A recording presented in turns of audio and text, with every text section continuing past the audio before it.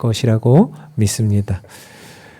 하나님의 말씀 보도록 하겠습니다. 창세기 15장 1절부터 7절입니다. 제가 1절부터 읽고요. 여러분 2절 읽고 교독하면서 우리 이 말씀에 집중하게 보기를 원합니다. 읽겠습니다. 이후에 여호와의 말씀이 환상 중에 아브라함에게 임하여 이르시되 아브라함아 두려워하지 말라. 나는 내 방패요 너의 지극히 큰 상급이니라. 아브라함이 이르되 주 여호와여 무엇을 내게 주시려 하나이까. 나는 자식이 없사오니 나의 상속자는 이 다메섹 사람 엘리에셀이니이다. 아브라함이 또 이르되 주께서 내게 씨를 주지 아니하셨으니 내 집에서 길린 자가 내 상속자가 될 것이니이다.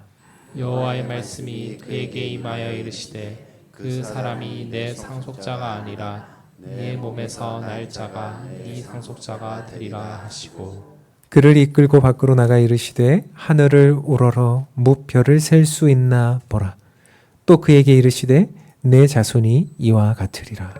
아브라함이 여호와를 믿으니 여호와께서 이를 그의 의로 여기시고 함께 읽겠습니다. 또 그에게 이르시되 나는 이 땅을 내게 주어 소유를 삼게 하려고 너를 갈대아인의 우르에서 이끌어낸 여호와니라.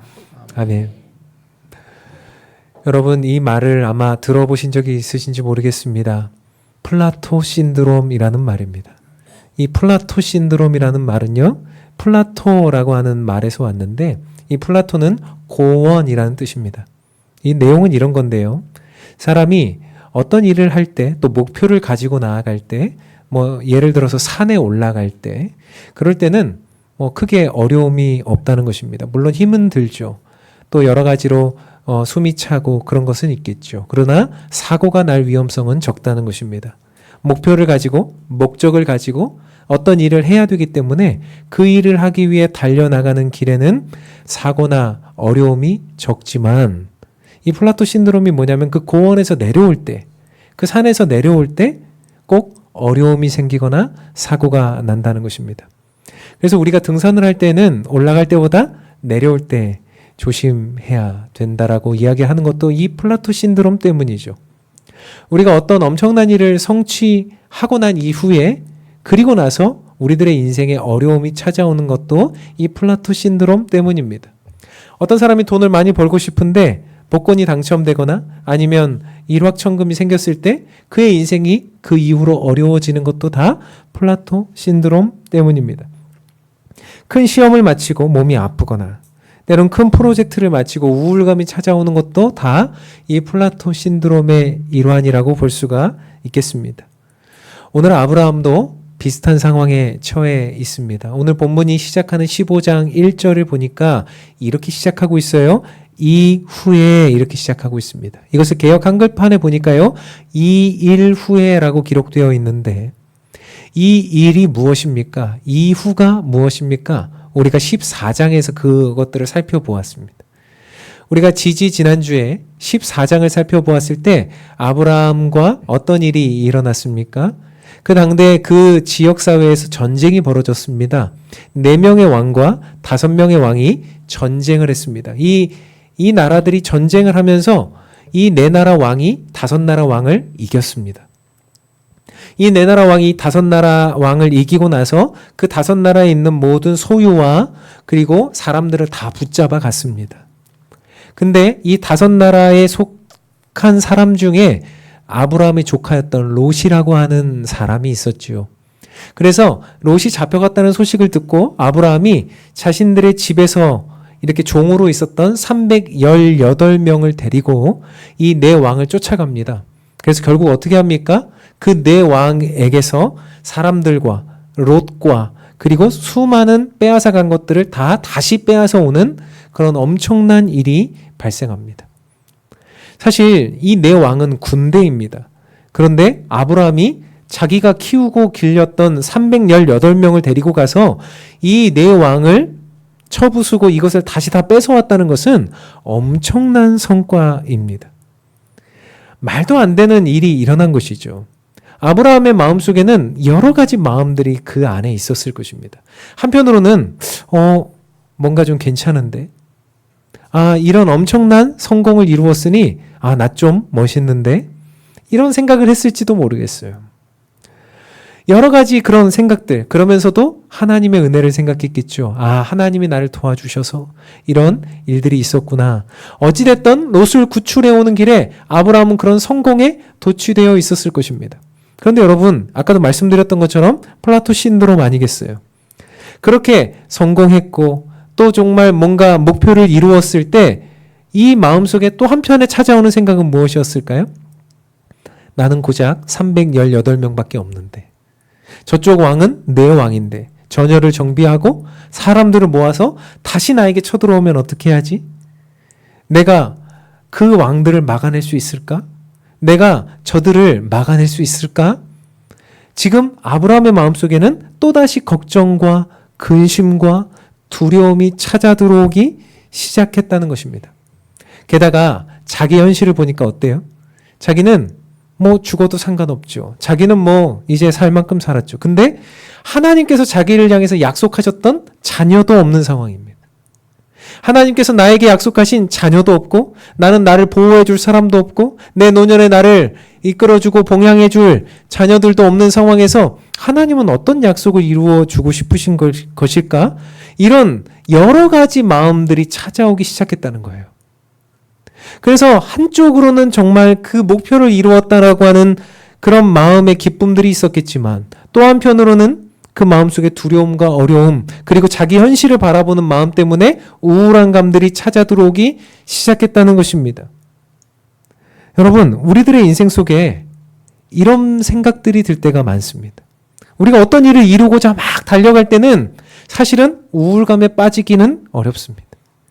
우리가 무슨 일을 막 하려고 할 때는 돈을 열심히 벌고 최선을 다하고 우리 자녀들을 열심히 키울 때는 우울하지 않습니다.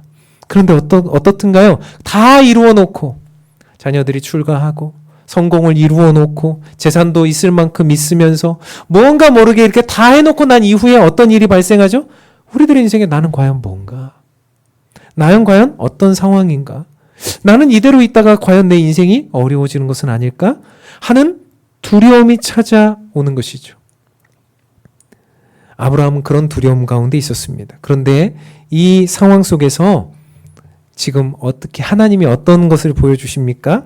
오늘 1절의 말씀은 다시 한번 읽어보도록 하겠습니다. 이후에 여호와의 말씀이 환상 중에 아브라함에게 임하여 이르시되 뭐라 그러세요? 아브라함아 두려워하지 말라. 나는 내 방패요 너의 지극히 큰 상급이니라. 하나님은 두려워하는 아브라함에게 먼저 찾아오셨습니다. 아브라함의 두려움의 실체는 이상과 현실의 괴리에서 오는 실체였어요. 이상은 큰데, 이상은 높은데, 우리가 가지고 있는 꿈은 엄청나게 큰데, 우리들의 현실은 너무나 부족하고, 우리들의 현실은 바닥이고, 우리들의 현실은 어려우니 이 갭이 너무나 커서 우리들의 인생 속에 무엇이 찾아오는 거예요? 두려움이 찾아오더라는 거예요. 그 두려움 때문에 우울해지고, 그 두려움 때문에 무기력해지고, 그 두려움 때문에 어려워지는 우리들의 인생이 있다는 거예요.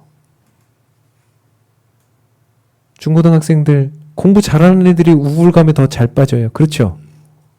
아닌가 보다. 공부 잘하는 애들이 없나 봐. 왜냐하면 자기 이상은 이만큼 크거든요. 근데 자기 현실은 어때요? 어려우니까. 사랑하는 성도 여러분, 이상과 현실 사이의 괴리는 우리들의 마음을 두렵게 합니다. 내 인생이 망쳐지면 어떡할까? 이렇게 가다가 내 인생이 어려워지면 어떡할까? 높은 데서 떨어지는 게 더 아프잖아요. 지금은 성공을 이루었는데 이것이 다 빼앗겨지면 어떡할까? 사랑하는 성도 여러분, 여러분들은 무엇 때문에 두려우셨습니까? 우리 모두에게 다 두려움이 있잖아요. 저도 그렇습니다. 교회를 개척하고 두렵고 답답할 때가 있었습니다. 우리가 무언가 이룬 것 같은데 또 아무것도 이루지 못한 것 같고요. 사람들은 모이고 있는데 여전히 부족한 것 투성이고요. 현장을 바라보니까 두려움이 가득하죠. 하나님이 우리 교회에 주신 사명과 이상은 큰데 우리들의 현실은 참 어려우니 이 갭이 너무나 커서 때로는 힘들어 할 때가 있더라는 거예요. 뭐 저만 그렇겠습니까? 우리 모두가 그렇죠. 우리들의 인생이 용두사미로 끝나버릴까봐, 모든 것이 눈 녹듯 사라져 버릴까봐, 모든 것이 물거품처럼 없어져 버릴까봐 우리들의 마음속에 어때요? 두려움과 염려와 근심스러운 마음들이 생기는 거죠. 오늘 아브라함이 그런 마음을 안고, 그런 무거운 마음을 안고, 난 자식도 없어, 나는 나를 보호해줄 아무것도 없어, 내가 이렇게 애써서 노력한들 무엇을 할까? 하나님은 나에게 엄청난 것을 주시겠다라고 했고, 하나님은 나에게 약속해 주셨는데 내 현장은 자식도 없는 그냥 이런 현장이야. 내 상속자는 저기 보이는 다메섹 사람 엘리에셀이지, 나에겐 아들도 없어. 여러분, 이것이 아브라함이 가지고 있었던 두려움이었고, 하나님은 그런 아브라함에게 먼저 찾아가서 말씀해 주고 계신다는 것입니다. 그래서 하나님이 오늘 아브라함에게 찾아오셨습니다. 그래서 이렇게 말씀하고 계십니다. 아브라함아, 두려워하지 말라. 나는 내 방패요, 너의 지극히 큰 상급이니라 그러셨어요. 하나님이 두 가지를 말씀하셨습니다. 나는 내 뭐예요? 첫 번째, 방패다, 방패. 걱정하지 마라. 지금 내 왕이 쳐들어올까봐 두려우냐? 내가 너의 방패다. 여러분, 우리가 가지고 있는 것 무엇인가 빼앗길까 두렵습니까? 하나님이 우리의 방패가 되어주신다라고 말씀하십니다. 내가 가지고 있는 것, 내가 지켜야 되는 것, 우리 가족일 수도 있고, 우리가 가지고 있는 어떤 내용일 수도 있고, 어떤 부분일 수 있습니다. 여러분, 그것을 지켜야 된다고 생각하십니까? 내가 지키는 게 아닙니다. 하나님이 우리의 방패가 되어주시는 거예요. 하나님은 방패이실 뿐만 아니라 우리에게 이렇게 말씀하시죠. 나는 내 상급이다. 아브라함이 전쟁에 이기고 나서 그 수많은 것들을 다 빼앗아 왔는데 그것을 가지고 아브라함이 자기의 상급으로 삼지 않고 다시 다 돌려줬습니다. 하나님이 그것을 다 아셨죠? 그러면서 뭐라고 말씀하시는 거예요? 나는 너의 상급이다. 하나님 스스로가 우리의 상급이 되어주시겠다는 거예요. 하나님 스스로가 우리의 모든 것이 되어주시겠다는 거예요. 아브라함은 아들이 없어서 두려워했죠. 이루지 못한 것 때문에 두려워했죠. 그런데 하나님은 뭐라고 말씀하십니까? 아들이 없어서 두려워하느냐? 내가 너의 상급이 될 것이다. 하나님은 아브라함을 그렇게 만나주고 계세요. 4절입니다. 여호와의 말씀이 그에게 임하여 이르시되 그 사람이 네 상속자가 아니라 내 몸에서 날 자가 내 상속자가 되리라 하시고, 지금 뭐가 임하고 있습니까? 여호와의 말씀이 그에게 임하여 이르시되 그 사람은 네 상속자가 아니라 네 몸에서 네 아들이 너의 상속자가 될 것이다.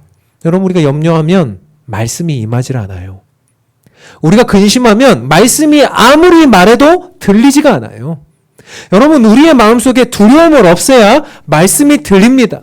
하나님은 오늘 아브라함에게 말씀으로 임하고 계세요. 여러분, 말씀이라는 것은 우리들의 인생의 최선의 방법입니다. 믿으십니까? 여러분, 말씀이라는 것은 우리들의 인생의 최종적인 말씀이에요. 그 말씀이 임하면 되는 것이고, 그 말씀이 임하면 끝난 거죠. 근데 우리는 자꾸 뭘 봐요? 자꾸 내 현실을 보죠. 나는 노쇠했고 늙었고 내 아내도 늙었고 출산을 할 수가 없고 나는 여전히 가난하고 나는 여전히 슬프고 나는 여전히 우울하고 나는 여전히 성공을 이루지 못했고 나는 내가 하고 있는 일은 잘 안 되고 나는 내 인생에 많은 것들을 빼앗겼고, 우리들의 인생의 고민이 다 그런 거죠. 그래서 두렵잖아요. 근데 하나님이 뭐라고 말씀하세요? 눈을 들어서 내가 너에게 말하는 것을 들어라. 아브라함이 하도 못 믿으니까 하나님이 잠깐 나와봐. 그래서 오늘 말씀해 보니까 하나님이 밤이었던 것 같아요. 하나님의 환상이 임했던 때가. 그래서 나와봐. 그러면서 고개를 들어. 고개를 들어서 하늘을 봐봐. 뭐가 보이니? 별이 보입니다. 저 별처럼 내가 너의 자손을 많게 해줄게. 하나님이 시청각 교육을 보여주고 계시는 거죠. 우리가 하도 못 믿으면 하나님이 보여주세요. 우리가 정말 못 믿으면 하나님이 옆에 있는 사람들을 통해서 어떤 내용들을 통해서 눈에 보일 수 있도록 알려주세요. 우리가 못 믿으니까. 우리의 시선을 바꾸어야 된다라고 지난주도 말씀드리지 않았습니까? 나면서부터 못 걷게 된 자가 시선이 바뀌어지면서부터 그의 인생이 변화되었다라고 말씀드리지 않았습니까? 오늘 아브라함에게 하나님이 너의 눈을 들어서 하늘을 봐라 말씀하셨습니다. 사랑하는 성도 여러분, 하나님께서 우리의 인생은 어떻게 다루고 계시는 것 같습니까? 지난 2주간 대각성 전도주의를 실행했어요. 저는 순장님들하고 의논하면서 이렇게 말했습니다. 우리 교회 50명, 100명, 200명 목표 잡지 맙시다. 한 사람당 10명씩 데려오라고 우리가 채근하지 맙시다. 그렇게 해서 오는 것 그거 아닌 것 같습니다. 그것보다 더 중요한 게 무엇입니까? 한 분이 오시더라도, 한 사람이 오시더라도 그분이 예수님을 만나고 예수님의 말씀을 듣고 변화되는 게 우리의 목표입니다. 우리 교회는 그런 교회입니다. 막 많은 숫자를 막 모시고 와서 왁자지껄 잔치 같은 느낌이 들 수도 있겠어요. 그것이 나쁘다는 게 아닙니다. 그러나 그거보다 더 중요한 게 뭐예요? 한 분이 오시더라도, 한 사람 철학 아닙니까? 한 분이 오시더라도 그분이 오셔서 말씀을 듣고 예수님을 만나고 복음을 듣고 변화되어질 수 있다면, 새 소망을 가질 수 있다면 그것이 더 좋은 것이다라는 마음과 목적을 가지고 성도님들과 소통하는 거죠. 매주 복음이 필요한 분들이 오셨어요. 어린아이들도 왔고 청소년들도 왔고 젊은 세대들도 왔어요. 여러분, 지금 이렇게 전도가 힘들다라고 말하는, 교회가 이렇게 이미지가 안 좋은 이 시대에 많은 분들이 오셨고 오늘도 오셨어요. 여러분, 대각성 전도주의 이런 말을 쓰는 교회가 요즘에 어디 있습니까? 일부러 그렇게 했어요. 일부러. 대각성 전도주의. 부담스러우시라고. 그런데 그런 부담스러운 이름에도 교회를 찾아오고 예배를 드리고 하는 것이 기적적인 일 아니겠습니까? 그게 뭐예요? 하나님이 우리에게 시청각 교육시키시는 거죠. 보여주시는 거예요. 두려워하지 말라. 우리 교회는 제자훈련을 하고 있습니다. 오카노 목사님이 제자훈련을 처음에 만들고 하실 때, 서울 사랑의 교회에서 이런 일들을 할 때 참 이 내용이 쉽지 않은 내용이라는 것을 당신도 아셨고, 또 그 이후에 많은 교회들이 했지만 어려운 내용이라는 것을 다 알고 있어요. 저도 이 내용을 배우면서 이제 하면서 쉽지 않은데 개교회에서 적용할 수 있을까? 그런데 우리 교회는 1기가 지나고 벌써 2기에 남성 5분, 여성 8분이 훈련을 받고 있습니다. 이 시대에, 이 훈련받고자 하지 않는 이 시대에 벌써 이 제자 훈련을 받으면서 변화되어지고 있는 분들이 계시는 거죠. 이런 것도 우리에게 보여주시는 기적 아니겠습니까? 4년 전에 교회가 처음에 시작할 때 문을 아마 1년이면 닫을 수밖에 없을 것이다 라는 마음을 가지고 시작했습니다. 두려운 마음이었죠. 어려운 마음이었죠. 그런데 여러분, 한번 주위를 둘러보십시오. 하나님이 우리에게 하늘을 바라보라고 그러시잖아요. 그러면서 우리가 무엇을 보아야 됩니까? 하나님이 이곳에 많은 분들을 차고 넘치도록 채워주셨구나. 요즘에 일부에도 사람들이 많아요. 이 작은 교회를 통해서 하나님이 이루고자 하시는 이상과 비전은 큽니다. 그런데 우리가 믿음의 눈을 들어 그걸 바라보지 못하면, 땅만 바라보고 있으면 그 괴리가 너무 커서 마음의 힘듦이 다가오고 두려움이 생기는 것이죠. 우리들의 마음속에 자꾸만 그런 마음들이 있는 것 같아요. 우리는 자꾸 두려워합니다. 여전히 하나님의 크신 역사를 바라보지 못하고 우리는 의심합니다. 목회자가 이상한 일을 하지 않을까? 성도들이 잘못된 결정을 하지 않을까? 재정은 잘 쓰이고 있나? 감시의 눈, 의심의 눈으로 바라보면 땅만 바라보게 되죠. 두려움 때문이라고 생각합니다. 하나님은 그럴 때마다 우리에게 뭐라고 말씀하세요? 다시 눈을 들어서 하늘을 바라보라. 꿈을 꾸라. 하나님이 오늘 말씀하시는 말씀을 들으세요. 아브라함아, 두려워하지 말라. 나는 내 방패요, 너의 지극히 큰 상급이니라. 이것이 오늘 우리에게 주시는 주님의 말씀임을 기억하시길 바랍니다.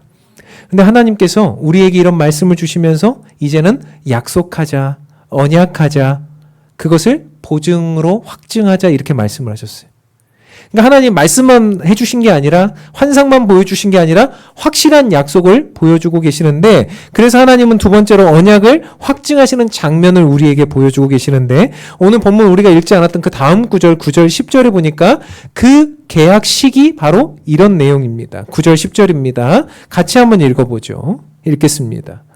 여호와께서 그에게 이르시되 나를 위하여 3년 된 암소와 3년 된 암염소와 3년 된 순양과 산비둘기와 쥐비둘기 새끼를 가져올지니라. 아브라함이 그 모든 것을 가져다가 그 중간을 쪼개고 그 쪼갠 것을 마주 대하여 놓고 그 새는 쪼개지 아니하였으며.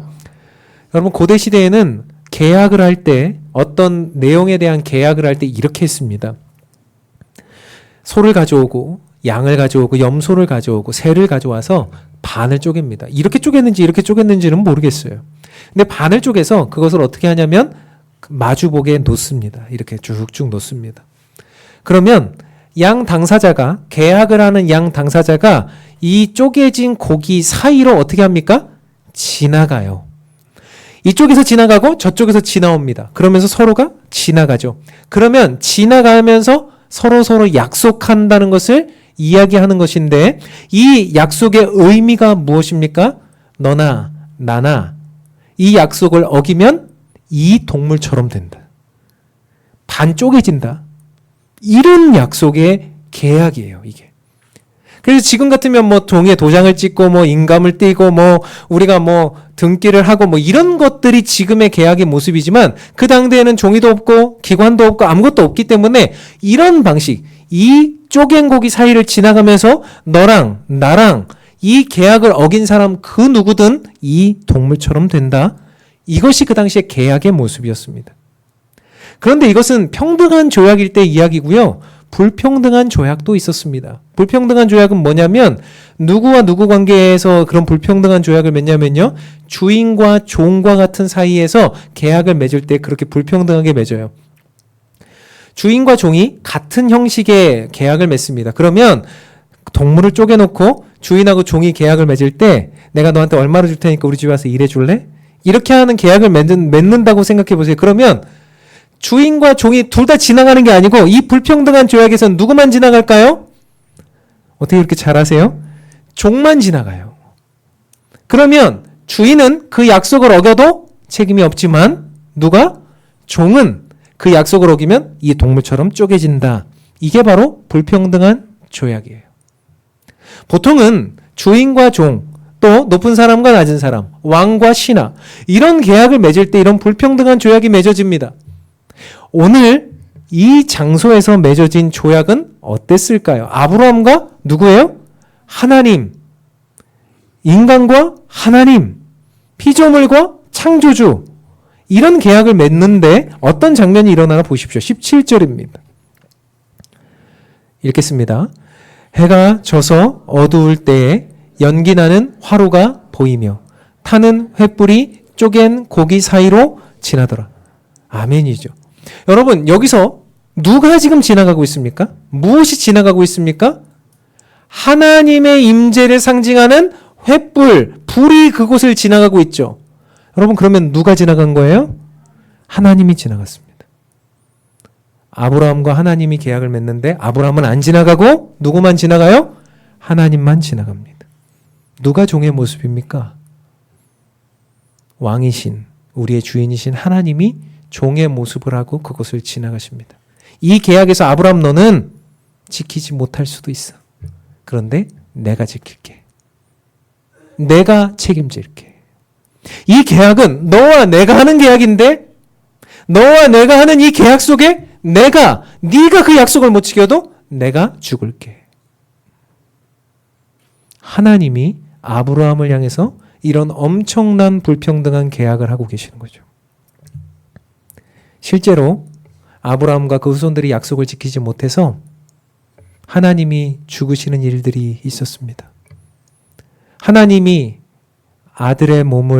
인간의 몸을 입고 하나님의 아들이 이 땅에 오셔서 예수 그리스도께서 자신의 몸을 찢으심으로 말미암아 자기 몸을 쪼개심으로 말미암아 십자가에 우리를 위해 물과 피를 흘리셔서 죽으셨어요.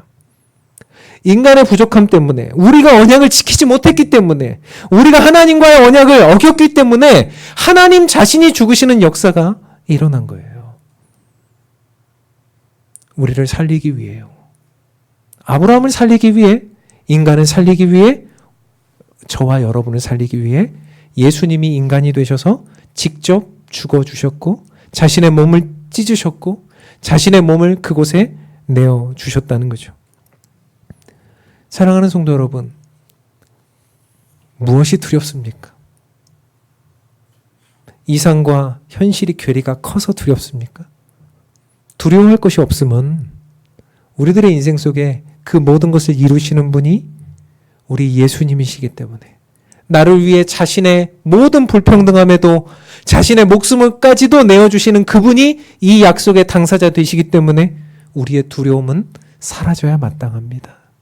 우리의 두려움은 없어져야 마땅합니다. 우리가 두려운 것은 보이지 않는 것 때문이요. 우리가 두려운 것은 약속을 믿지 못하기 때문이요. 우리가 두려운 것은 어쩌면 모든 것이 사라질까 염려하는 마음 때문인데, 예수님의 맹약은 절대로 없어질 것이 되지 않기 때문에, 없어지지 않기 때문에 우리가 두려워할 이유가 없는 것입니다. 사랑하는 성도 여러분, 혹시 지난주에 또 인생 가운데 가정의 문제가 있으셨습니까? 자녀들의 문제가, 남편과 아내의 문제가 있으셨습니까? 건강에 어려움이 생기셨습니까? 미래에 관한 어떤 어려운 문제들이 우리 안에 있습니까? 또 교회 안에 내가 생각하지 못했던 문제들이 있습니까? 오늘 하나님 말씀하세요. 두려워하지 말라. 나는 내 방패요? 나는 내 상급이라. 예수님이 우리와 맹약하시면서 우리를 향해서 약속해 주시면서 그 큰 언약을 주신 것처럼 그 약속을 우리는 믿고 오늘도 이번 한 주도 달려가기를 바랍니다. 우리를 위해 목숨을 주신 예수 그리스도, 약속해 주신 주님을 바라보면서 그렇게 한 걸음 한 걸음 이 한 주간도 담대하게 두려워하지 않고 달려나가는 여러분 되시기를 주님의 이름으로 축원합니다. 우리 같이 찬양합시다. 이 찬양의 가사가 이렇습니다. 날이 저물어 갈 때, 빈들에서 걸을 때, 그때가 하나님의 때. 내 힘으로는 안 될 때, 빈손으로 걸을 때 내가 고백해 여호와 이래. 예수님이 자신을 주심으로 우리의 인생을 채워주시겠다는 거예요. 두려워하지 맙시다. 염려하지 맙시다. 빈들에서 걸을지라도, 내 힘이 없고 내 손에 아무것도 가지지 못한 것 같을지라도 두려워하지 맙시다. 여호와께서, 예수님께서 우리를 채워주실 것입니다. 이 찬양하시면서 가사를 생각하시면서 우리들이 마음을 다해 기도하는 마음으로 찬양하겠습니다.